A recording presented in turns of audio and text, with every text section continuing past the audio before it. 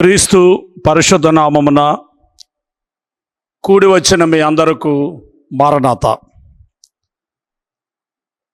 మోషే సుఖోపవాస సన్నిధి ధ్యానములలో 15వ దినములోనికి ప్రవేశించుటకు ప్రభువు అనుగ్రహించిన ఈ ప్రత్యేక సమయమును బట్టి ప్రభువును స్తుతించుచు దేవుని గణపరచుచు ఉన్నాము. దేవునికి మహిమ కలుగును గాక. ఆమెన్. 15వ అధ్యాయంలో 3 విషయములను మీకు బోధించడానికి నేను ఆశించుచు ఉన్నాను. సుమారుగా 27 వచనములు ఈ 15వ అధ్యాయంలో ఉంచబడి ఉన్నవి. ఈ 27 వచనములలో 3 సంగతులు మనకు కనబడుచు ఉన్నవి. మొదటిది, ఎర్ర సముద్రమును పాయలు చేసిన దేవునిని ఇశ్రాయేలీయులు స్తుతించుట. ఇది మనకి 21 వచనం వరకు కనబడుచు ఉన్నది. అలాగే రెండవ మాట, అరణ్యములో దేవుడు ఇశ్రాయేలీయులను సంరక్షించుట, వారి అవసరతలను తీర్చుట. మారా నీళ్లు అవి చేదుగా ఉన్నప్పుడు మధురముగా మార్చుట. అలాగే వారి స్వస్థత కొరకై దేవుడు వారికి వాగ్దానం ఇచ్చుట. మార్గంలో చేసిన సంరక్షణ మనకు కనబడుచు ఉన్నది. దేవునికి మహిమ కలుగును గాక. ఆమెన్.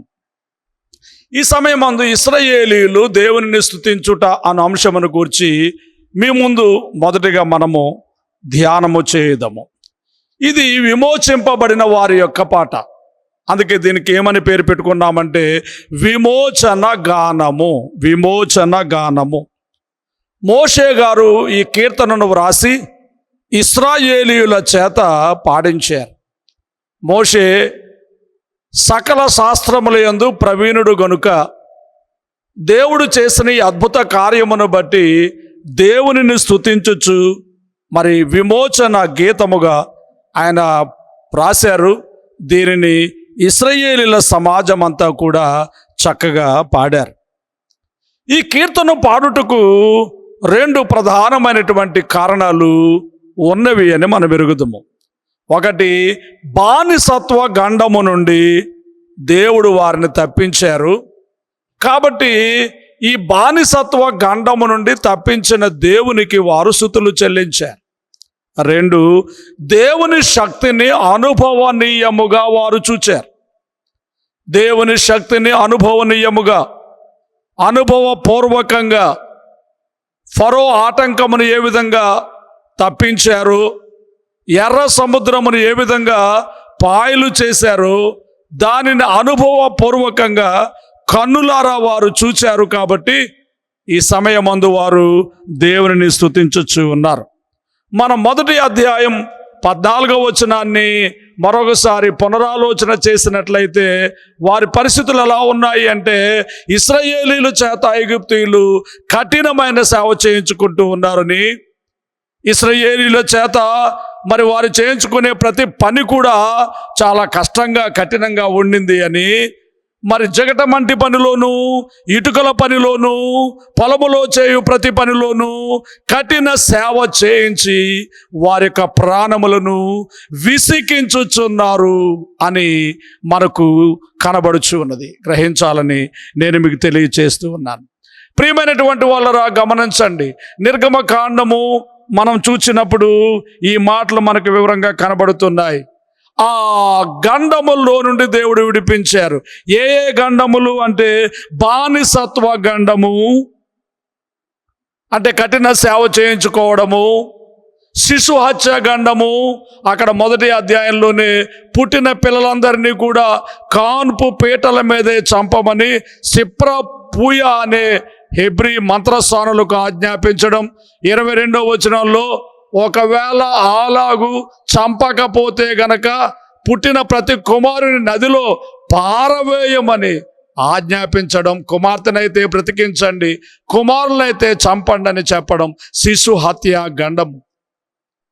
5వ అధ్యాయంలో మనం చూసినప్పుడు ఇశ్రాయేలీయులు దేవునికి బలి ఇవ్వడానికి మేము వెళ్ళబోతున్నామని మోషే అహరోనులు వెళ్ళి అడగడానికి వెళ్ళినప్పుడు ఫరో బహు కోపం చెంది, ఆ యెహోవా ఎవరో నాకు తెలీదు, నేను అతన్ని ఎరుగను, మిమ్మును పోనీయనని చెప్పినటువంటి మరి మాటలు. అంత మాత్రమే కాకుండా మీరు సోమరులు, అందుకే ప్రభువును ఆరాధించడానికి వెళతామని మీరు కోరుతున్నారు అంటూ పనిని కఠినం చేయడం, గడ్డిని ఇవ్వకపోవడం, ఏ రోజు లెక్క చొప్పున ఆ రోజునే వారు ఇటుకలు మరి చేసి ఇవ్వాలని చెప్పి ఆజ్ఞాపించడం, ఇదంతా ఫరో కోపమునకు వారి గురియగుట, ఫరో కోప గండం. తరువాత వారు ప్రయాణం చేసి వెళుతూ ఉండగా మార్గములో అరణ్య గండము, తరువాత సముద్ర గండము. వారు ముందుకు వెళుతూ ఉంటే ఆ ఎర్ర సముద్రం వారికి ఆటంకంగా వచ్చింది కనుక సముద్ర గండము. మనం ఇప్పుడు 5 గండములను గురించి మనం చదువుకున్నాం. బానిసత్వ గండము, శిశు హత్య గండము, ఫరో కోప గండము, అరణ్య గండము, సముద్ర గండము.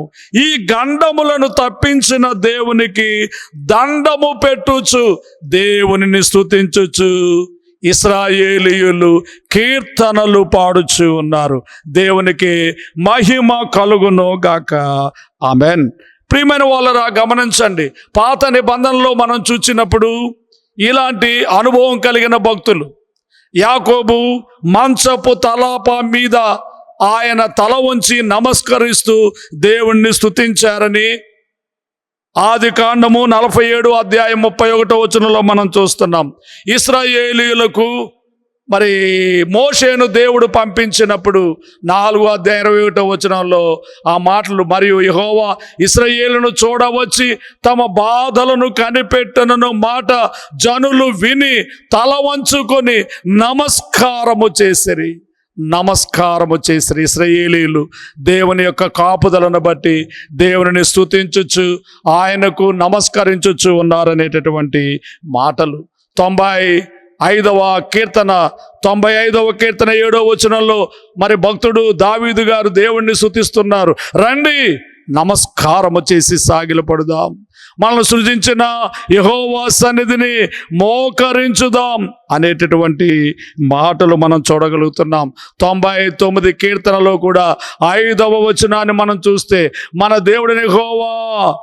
దేవుడిని యెహోవాను గణపరచుడి, ఆయన పాదపీఠము ఎదుట సాగిలపడుడి, ఆయన పరిశుద్ధుడు. దేవునికి స్తుతి కలుగునుగాక, దేవునికి స్తోత్రము కలుగునుగాక. గమనించండి మాటలు. కాబట్టి మరి ఆ బానిసత్వపు గండము, శిశు హత్య గండము, ఫరో కోప గండము, అరణ్య గండము, సముద్ర గండము, ఈ గండములన్నీ తప్పించిన దేవునికి తల వంచి నమస్కరించుచు దేవుని స్తుతించుచు వారు పాడినటువంటి పాట ఈ విమోచన గానమై ఉంటూ ఉన్నది. గమనించాలని మీకు మనవి చేస్తూ ఉన్నాను. ఇక రెండవదిగా, అనుభవనీయముగా వారు తెలుసుకున్నటువంటి సత్యములను గూర్చి వారు పాడుచూ ఉన్నారు. ఎర్ర సముద్రం దగ్గర వారు కన్నుల రాయి కార్యాన్ని చూచారు. ఆ గొప్ప సముద్రము ద్రవ పదార్థముగా ఉన్న నీరు ఘనీభవించి గోడగా ఎలాగూ మారిపోయిందో ఈరోజు మనం వింటూ ఉంటే ఎంతో ఆశ్చర్యంగా, ఆనందంగా అనిపిస్తూ ఉంది. ఆ రోజున వారు కన్నులారా చూచారు, అనుభవనీయంగా వారు చూచారు. ఎంత సంతోషం కలిగిందో, ఎంత ఆనందం కలిగిందో, ఎంత ఆశ్చర్యం కలిగిందో. బహుశా వారందరూ ఆ గోడలను గిల్లి చూచారేమో, తాకి చూచారేమో. చూచి ఆనందించి ఈ కీర్తనను వారు పాడుచూ ఉన్నారు. లోకంలో మనకు 3 శక్తులు కనబడతా ఉన్నాయి: మానవ శక్తి, సాతాను శక్తి, దైవ శక్తి. మానవ శక్తి గొప్పది, కానీ మానవ శక్తి కంటే సైతాను శక్తి గొప్పది. సైతాను శక్తి కంటే దేవుని శక్తి గొప్పది. కనుక దేవుని శక్తితో దేవుడు అద్భుతమైనటువంటి కార్యమును, ఆశ్చర్యమైన కార్యమును, మహిమగల కార్యమును వారి కనుల ముందు చేస్తూ ఉన్నారు. కనుక జయమొందినటువంటి ఇశ్రాయేలీయులు ఆనందముతో పాడుకున్న విమోచన గానము, ఆనందముతో వారు దేవుణ్ణి స్తుతిస్తూ పాడినటువంటి కీర్తన ఈ యొక్క 15వ అధ్యాయము నిర్గమకాండము. ఇందులో నుండి కొన్ని సంగతులను ఆత్మీయంగా మనం ధ్యానం చేద్దాం. 15వ అధ్యాయంలో మనం చూసినప్పుడు ఆరంభం వచ్చినప్పుడు మోషేయు ఇశ్రాయేలీయులను యెహోవాను గూర్చి ఈ కీర్తన పాడిరి. మోషే మరియు ఇశ్రాయేలీయులు వీరొక సమాజముగా, పురుషులు అహరోను ఇంకా మరి పురుషులందరూ, మోషే గారు అందరూ కలిసి వారు పాటలు పాడుతూ ఉంటే, ఇంకొక ప్రక్క 20వ వచనంలో మరియు అహరోను సహోదరియు ప్రవక్త్రియు నగు మిరియాము తంబురను చేత పట్టుకొనెను. స్త్రీలందరూ తంబురతోనూ నాట్యముతోనూ ఆమె వెంబడి వెళ్ళగా మిరియాము వారితో కలిసి ఇట్లు పల్లవి ఎత్తి పాడెను.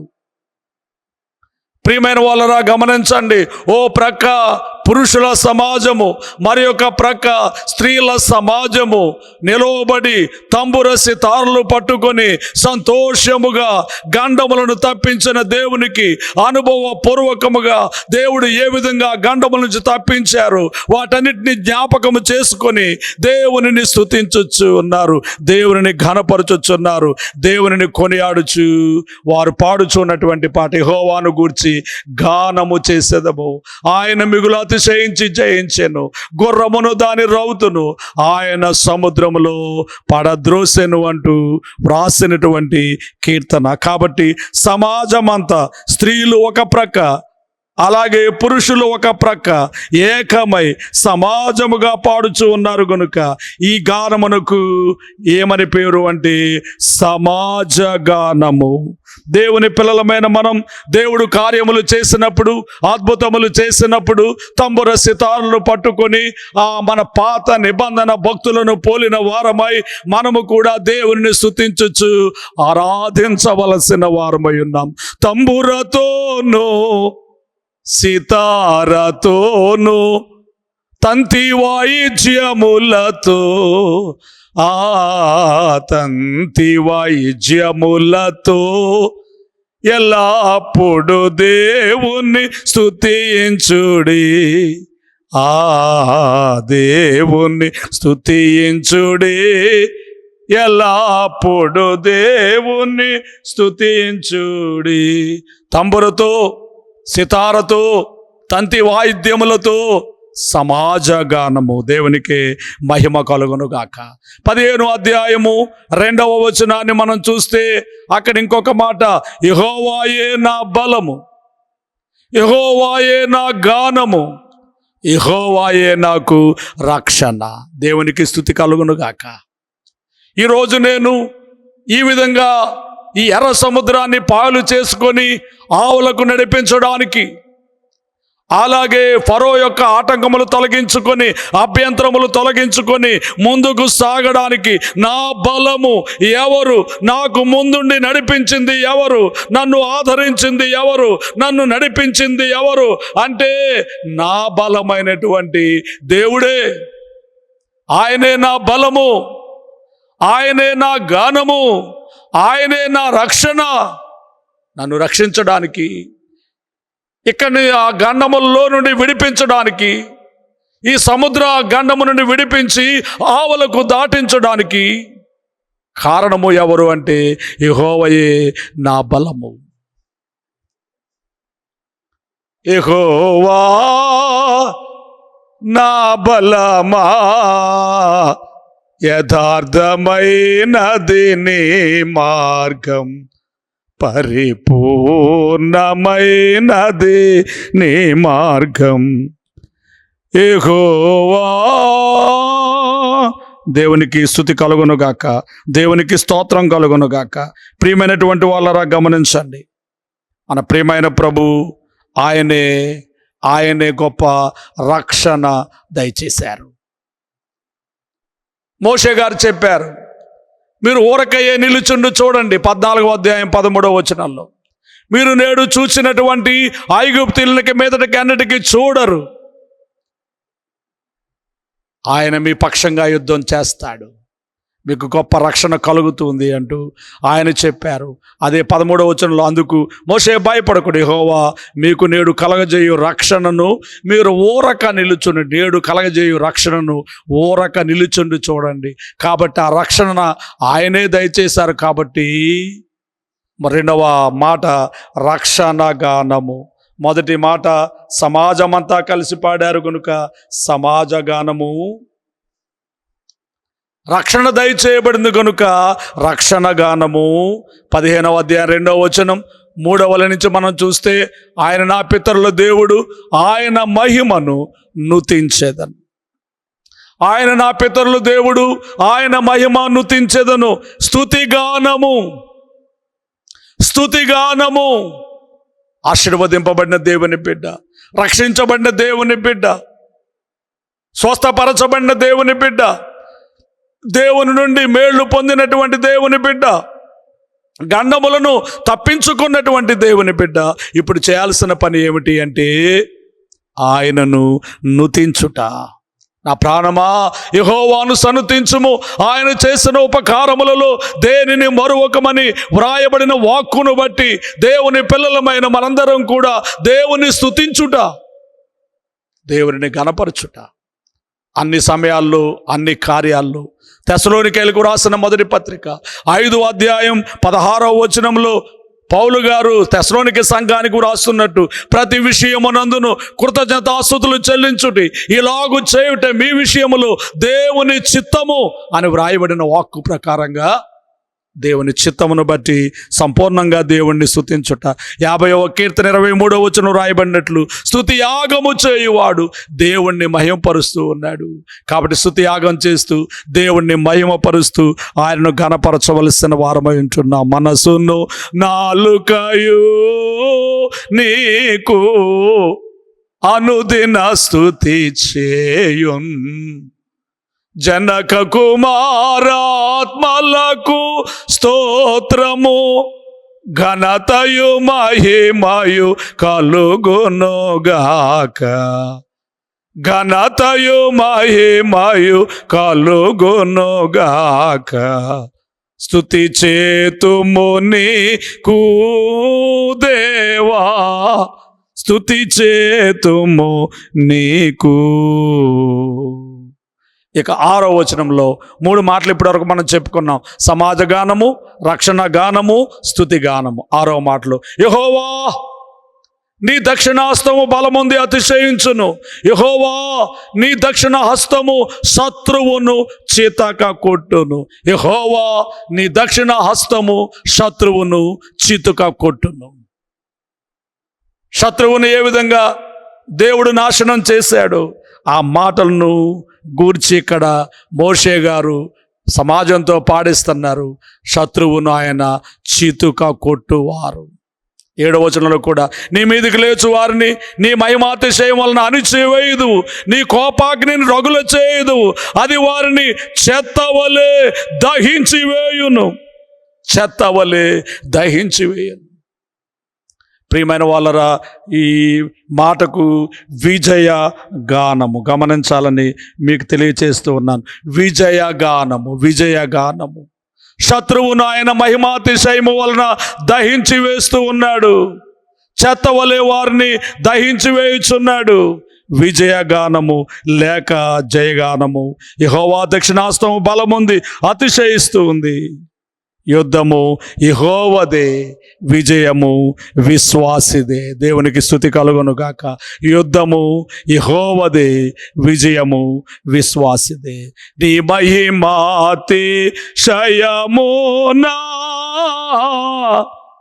కోపాగ్ని రగులా చేసి చెత్తవలే దాహించెదవు,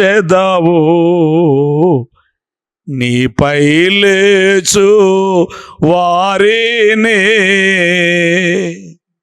నీ మహిమాతిశయమున నీపై లేచు వారిని చెత్తవలే దహించి వేస్తావు అంటూ విజయగానము, విజయగానము చేయుచు ఉన్నటువంటి సంగతి 4వ మాట చూస్తూ ఉన్నాం. ఇక 15వ అధ్యాయం 13వ వచనంలో, నీవు విమోచించిన ఈ ప్రజలను నీ కృప చేత తోడుకొని పోతివి, నీ బలము చేత వారిని నీ పరిశుద్ధాలయమునకు నడిపించితివి. నీ కృప చేత తోడుకొని పోతివి, కృప చేత తోడుకొని పోతివి. కృపాగానము. కృప అనగానే మనకు అర్థమయ్యే మాట ఏమిటంటే అనర్హునికి అర్హత కలిగించడం. యోగ్యత లేని వానికి యోగ్యత కలిగించడం. అతడు అనర్హుడే, అర్హత లేదు, కానీ యోగ్యత లేదు, కానీ దేవుడు అతనికి యోగ్యతను అర్హతను కల్పించడం, దీన్నే కృప అన్నారు. అల్పులమైన మనందరి ఎడలను, మన పూర్వీకులైనటువంటి ఇశ్రాయేలీయుల ఎడలను ఆయన కృప చూపించే కృపామయుడు, కరుణామయుడు, ప్రేమామయుడు గనుక ఆ కృపను బట్టే వారు ఇశ్రాయేలు సంఘము, సైన్యము ఆ యొక్క ఎర్ర సముద్రమును పాయలు చేసుకొని ఫరో ఆటంకములను తొలగించుకొని ఆవలకు చేరుకున్నారు గనుక నీ కృప చేత వారిని తోడుకొని పోవుచున్నావు అనేటటువంటి మాటలు. దేవుని పిల్లలమైన మనందరం కూడా ఈ కృపయందు నమ్మిక ఉంచి కృప వెంబడి కృపను పొందుకుంటూ రక్షణను దేవుని కృప చేతనే అందుకుంటూ మనమందరము ముందుకు సాగవలసిన వారమై ఉన్నాం. ఇక మరొక మాట, 6వ మాట మనం చూస్తే 11వ వచనంలో, 11వ వచనం చాలా మనకి 4వ వచనం నుంచి మనం చూస్తే సాక్ష్యం కనపడతా ఉంది. ఇశ్రాయేలీయులను దేవుడు ఏ విధంగా నడిపించాడు ఆ యొక్క విషయాలన్నీ కూడా మనకు కనపడుతున్నాయి. 9వ వచనం చూడండి. తరి మీదను కలుసుకొనేదను, దోపుడు సొమ్ము పంచుకునేదను, వాటి వలన ఆశ తీర్చుకునేదను, నా కత్తి దూసేదను, నా చెయ్యి వారిని నాశనము చేయనని శత్రువు అనుకొనెను. నీవు నీ గాలిని చేసితివి, సముద్రం వారిని కప్పెను, వారు మహాగాధమైన నీళ్లలో శేషం వలె మునిగిరి. యెహోవా, వేల్పులలో నీ వంటి వాడెవడు? పరిశుద్ధతను బట్టి నీవు మహనీయుడవు, స్తుతి కీర్తనలను బట్టి పూజ్యుడవు, అద్భుతములు చేయువాడవు, నీ వంటి వాడెవడు? నీతో సమానమైన వాడెవడు? నీ వలే కాపాడేవాడెవడు? నీ వలే పోషించేవాడెవడు? నీ వలే ఆదరించేవారెవరు? నీ వలే ఆశీర్వదించేవారెవరు? నీ వలే సహకరించగలిగిన వారు యేసు, నీతో సమానమైన వారెవరు? ఈ పాత నిబంధన ఇశ్రాయేలీ సంఘము సాక్ష్యగానము చేయుచు ఉన్నది. గమనించాలని మీకు మనవి చేస్తున్నాను. దోపుడు సొమ్ము పంచుకొని ఆశ తీర్చుకొందును, నా కత్తి దూసెదను అని శత్రువు అనుకొనెను. వేల్పులలో నీ సముడెవరు? పరిశుద్ధ మహనీయుడా, అద్భుతమైన పూజ్యుడా, నీ వంటి వారెవరు అంటూ ఆ దేవదేవుని గూర్చి, ఆ సైన్యములకు అధిపతి యెహోవాను గూర్చి ఈ ఇశ్రాయేలీ సంఘము సాక్ష్యగానము చేయుచు ఉన్నది. ఇక 7వ మాట మనం చూస్తే విశ్వాస గానము లేదా నిరీక్షణ గానము. 16-17 వచనాల్లో మనం చూస్తే ఆ మాటలు కనబడుతూ ఉన్నాయి. 17వ వచనం, నీవు నీ ప్రజలను తోడుకొని వచ్చేదవు, యెహోవా నీ స్వాస్థ్యమైన కొండ మీద, నా ప్రభువా నీవు నివసించుటకు నిర్మించుకున్న చోటను నీ చేతులు స్థాపించిన పరిశుద్ధాలయమందు వారిని నిలువ పెట్టేదవు. మోషే గారికి ఆత్మాభిషేకం ఉన్నది గనుక, ప్రవక్త గనుక దేవుని యొక్క కార్యములన్నీ ఆయనకు తెలియచేయబడతా ఉంటాయి. కాబట్టి 14వ అధ్యాయంలో నేడు మీరు చూచిన ఐగుప్తులకి మీదటి అన్నిటికీ చూడని చెప్పిన ఆయనే భవిష్యత్ కాలంలో జరగబోయే సంగతులను ప్రవచించుచు విశ్వాసంతో, నిరీక్షణతో ఈ మాటలు చెబుతూ ఉన్నారు. 17-18 వచనాల్లో, అయ్యా, ఎర్ర సముద్రం దాటించడం మాత్రమే కాదు, నీవు నీ ప్రజలను నీవు కోరుకున్నటువంటి ఆ కనాను దేశానికి తోడుకుని వస్తావు. నీకు స్వాస్థ్యంగా ఉన్నటువంటి ఆ కొండ మీద నీవు నిర్మాణము చేసుకొనబోయేటటువంటి ఆ పరిశుద్ధ ఆలయములో ఈ యొక్క ఇశ్రాయేలీలందరినీ కూడా నిలువబెట్టుకుంటావు. దేవునికి స్తుతి కలుగునుగాక, దేవునికి స్తోత్రం కలుగునుగాక. ఇంకా ప్రయాణములో ఎర్ర సముద్రాన్ని దాటిన ఈ బిడ్డలు గూర్చి ప్రవచించుచున్నాడు భక్తుడు మోషే గారు. వీరు కనాను దేశానికి వెళ్తారని, ఆ ఏర్పాటు దేశంలో యెరూషలేములో కొండ మీద దేవుడు ఒక చక్కని మందిరాన్ని కట్టబోతూ ఉన్నాడు అని సొలొమోను ద్వారా ఆ మందిరంలో నీ పిల్లలైన ఇశ్రాయేలీయులందరినీ నువ్వు కాపాడుతూ నడిపిస్తూ పోషిస్తూ అక్కడ వారిని నిలబెడతావని ఎన్నాళ్ళకు కొన్ని వందల సంవత్సరాలకు జరగబోయే సంగతిని ముందుగానే విశ్వాసంతో నిరీక్షణతో గానము చేయించి ఉన్నారు. ఈ గానము విశ్వాస గానము, నిరీక్షణ గానము. దేవునికి స్తుతి కలుగును గాక. ఈ 15వ అధ్యాయంలో ఉన్న 7 విషయములను మనం ధ్యానం చేశాము. 1 సమాజ గానము, 2 రక్షణ గానము, 3 స్తుతి గానము, 4 విజయగానము, 5 కృపాగానము, 6 సాక్ష్యగానము, 7 విశ్వాస గానము. దేవుని పిల్లలమైన మనం కూడా ఇలాగే దేవునిని గానం చేసి చేసిన మేలను బట్టి స్తుతించాలి. ఇది మొదటి మాట. ఇక రెండవ మాట ఏమిటి అంటే అరణ్యములో దేవుని సంరక్షణ. మనం ముందు అధ్యాయాల్లో దేవుడు ఏ విధంగా వారిని సంరక్షించారు, నడిపించారు అనేకమైన విషయాలను మనం చూస్తాము. వారు ముందుకు సాగగానే 23వ వచనంలో వారికి నీళ్లు దొరకలేదని, నీళ్లు ఉన్నవి కానీ అవి చేదుగా ఉన్నాయని, ఆ నీళ్లను వారు త్రాగలేకపోయారని, అందుకే వారు అక్కడ నీళ్లను చూచి చేదు అని అర్థం ఇచ్చేటట్టుగా మారా అన్నారని మనకు అక్కడ కనబడుతూ ఉన్నది. నేడు మన జీవితాల్లో కూడా ఇలాంటి మారా వంటి అనుభవాలు రావచ్చు. ప్రజలు మేమేం త్రాగాలని మోషే మీద సనుక్కుంటున్నారు. ఆటంకం వచ్చినప్పుడల్లా సనుక్కోవడమే కానీ దేవుని వైపు చూసే అనుభవం వారికి లేకుండా పోయింది. ఇప్పుడు మోషే గారు దేవునికి మొరపెట్టారు. 25వ వచనంలో ఆ సమయంలో దేవుడు ఒక చెట్టును చూపారు. అది నీళ్ళలో వేసిన తరువాత ఆ నీళ్లు మధురంగా మారిపోయాయి. అలాగే మన జీవితాల్లో కూడా చేదు వంటి అనుభవాలు వచ్చినప్పుడు అక్కడ చెట్టును దేవుడు ఎలాగూ చూపించారు. ఆ చెట్టును ఆ నీళ్ళలో వేస్తే ఎలాగో ఆ నీళ్లు మధురంగా మారిపోయాయో, మన జీవితాల్లో కూడా అక్కడ చెట్టు యేసుక్రీస్తునకు సాదృశ్యంగా కనపడతా ఉంది. ఆ చిగురు, ఆ పచ్చని చిగురు యేసుక్రీస్తునకు సాదృశ్యంగా చిగురు యెషయి ముద్దు నుండి చిగురు పుట్టునని వ్రాయబడినట్టుగా ఆ చిగురు యేసుక్రీస్తే గనుక ఎవరైతే ఈ చిగురైన యేసుక్రీస్తును మారా వంటి చేదైన జీవితంలో కలిగి ఉంటారో ఆ మారా అనుభవాలను దేవుడు మధురంగా మార్చేస్తారు. మారాను పోలిన చేదైన స్థలములా ద్వారా పోవలసి యున్నానేమి, నీ రక్షకుండగు యేసే నడుపును, మారాని తనదు మాట నమ్ము. మారాను పోలిన చేదైన స్థలముల గుండా మనం వెళ్లాల్సి వచ్చినప్పటికీ కూడా యేసుక్రీస్తుని రక్షణకు మనం కలిగి ఉంటే, ఈ చిగురును మనం కలిగి ఉంటే ఈ చేదును తొలగించి మధురమైన జీవితాలుగా దేవుడు మనకు మార్చేస్తారు. గుర్తించాలని నేను మీకు మనవి చేస్తూ ఉన్నాను. ఆ సమయంలో దేవుడు వారిని పరీక్షించి అక్కడ వారికి కొన్ని నియమాలు చెబుతూ ఉన్నాడు.